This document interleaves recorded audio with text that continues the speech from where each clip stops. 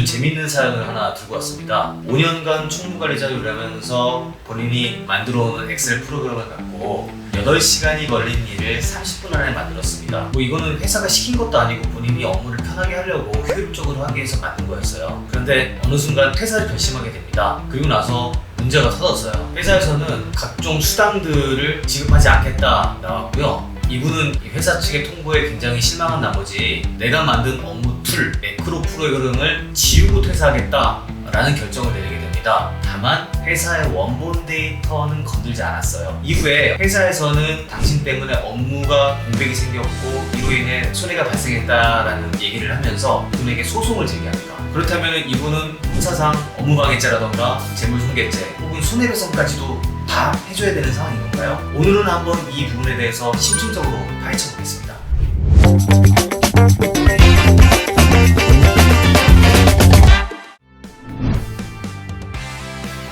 보통 이제 근로관계의 종료, 그러니까 퇴사라고 하는데 퇴사하게 되면서 노동법 관련된 문제만 발생하는 게 아니고 이런 경우처럼 업무방해라는 이제 형사적 책임과 그에 따르는 손해배상, 민사적 책임이 경합되는 경우가 많고요. 퇴사를 하게 되면서 근로기준법적인 위반이 되는 경우는 소위 말해서 회사에서 자르는 해고가 문제가 되는 경우가 많이 있지, 내가 자발적으로 퇴사하게 되는 이 경우에는 회사 측에서 이 근로자에게 지급해야 될 각종 연차 수당이라든가 연장 수당 등이 문제가 된 거잖아요. 근데 그 부분은 근로기준법상 당연히 줘야 될 임금을 안 줬기 때문에 이 사용자에게 배상 명령이 내려진 것일 뿐이지, 실제로 이분이 직접 사용한 프로그램을 지워서 그것 때문에 후임자 업무가 마비됐고 그것 때문에 회사가 손해배상이 발생했다, 그게 인정된 건 아닙니다. 통상 노무 상담에서 이런 이슈가 종종 찾은 편이긴 해요.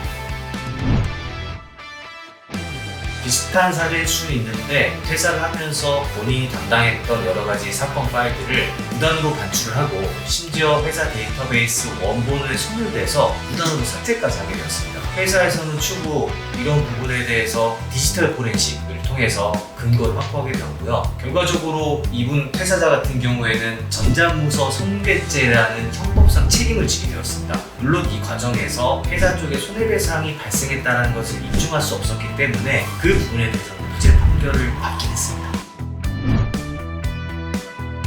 형법과 관련된 문제들은 경찰서에 신고를 보통 회사에서 하시게 된다고 보시면 되고요. 그리고 그 경찰서에서 업무방해죄든 손괴죄든 관련된 조사가 뒤따르게 될 겁니다. 통상 경찰서의 조사 이후에 실제로 문제가 될 만한 소지가 있다고 판단되면 검찰의 기소 의견을 송치하게 되고요. 그 이후에 형사재판이 열리게 돼요. 보통 초기에 초동 대응 상담을 저희들이 해드리는 편이고요. 실제로는 경찰서나 법원에서 형사재판을 받을 때 조력을 저희가 드릴 수 있는 대리인 범위에 속하지가 않아요. 일반적으로 그걸 하시는 분은 변호사님들입니다.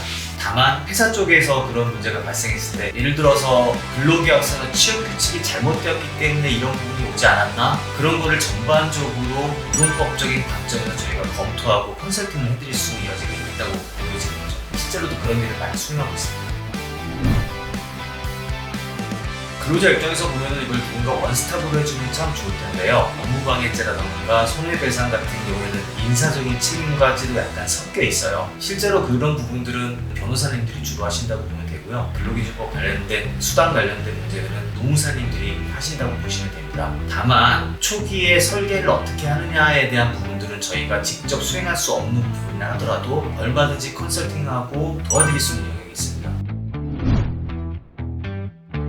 회사에서 근무 중에 어떠한 업무와 관련된 것들을 콘텐츠를 생성한다거나 관련된 문서가 산출이 될 경우에는 대부분 회사 내지 법인의 귀속이라고 보시면 돼요. 근데 방금 말씀드린 사안에서 문제가 된 것은 뭐냐면은 이분이 자의적으로 회사의 지시 없이 효율성을 위해서 만들었기 때문에 그 부분에 한해서 문제가 없다고 판단이 내려진 건데, 실제 현실에서는 근로자에게 굉장히 불리하게 해석될 여지가 많아요. 왜 그러냐면은 이분은 다행히 원본 데이터에 손을 대지 않았고 반출도 하지 않았기 때문에 여기까지 번지지 않았을 뿐이지, 회사의 지시가 없다고 해서 만들어진 문서가 개인 거냐라고 했을 때 대부분 상식적으로는 그렇게 판단하지 않을 가능성이 높습니다. 왜냐하면 근무 시간 중요하고 회사 사장님이 일일이 이 프로그램 만들어라고 지시를 할 수도 있지만 안 할 수도 있는 거 아닙니까? 포괄적으로 그걸 업무상 지휘감독이라고 하는데, 포괄적인 업무상 지휘감독 하에서 만들어졌던 생성된 툴이라던가 문서들은 다 당연히 법인 재산이라고 누구라도 볼 수 있는 여지가 크다고 볼 수 있죠. 퇴사를 마음먹으시면서 회사에 안 좋은 인상을 가지신 분들은 이런 생각을 하실 수 있을 거예요. 내가 만든 창작물 싹 다 지우고 퇴사해야지. 근데 여러분 절대 이런 일 하지 마십시오. 큰 위험이 따릅니다. 첫 번째는 회사가 이를 알 경우 손해배상에 따른 인사적인 소송에 휘말릴 수 있습니다. 두 번째, 회사의 데이터베이스 원본을 무단으로 반출하거나 삭제할 경우에는 전자문서 손괴죄라는 형사적 책임도 기다리고 있어요. 마지막으로 세 번째, 유출행위나 복사행위, 삭제행위 때문에 실제로 회사에 손해가 발생할 경우도 있잖아요. 그렇다면 회사에서는 가만히 있지 않습니다. 실제 손해를 본 그 금액만큼 민사적으로 손해배상 청구를 때릴 수 있습니다. 그렇기 때문에 퇴사할 때 이런 부분은 고려하지 않는 걸 추천드리고요. 아름답게 일을 하시는 거를 추천드립니다. 직원의 능력과 노하우는 직원의 것입니다. 하지만 도를 넘는 보수는 내 통장을 성장하게 됩니다. 언제나 퇴사를 준비할 때는 회사와 충분히 협의를 하시고, 다만 그 과정에서 회사가 당연히 이행해야 할 법적인 책임을 회피한다면 그 부분은 충분히 전문가들과 협의해서 법적인 절차를 통해 권리를 회복하시는 게 맞습니다. 댓글에 내 회사에서도 이런 일이 있었다라는 사실이 있다면 언제든 남겨주시고요. 오늘 영상이 도움되셨으면 구독과 좋아요 부탁드립니다. 권익은 항상 여러분들과 함께합니다. 감사합니다.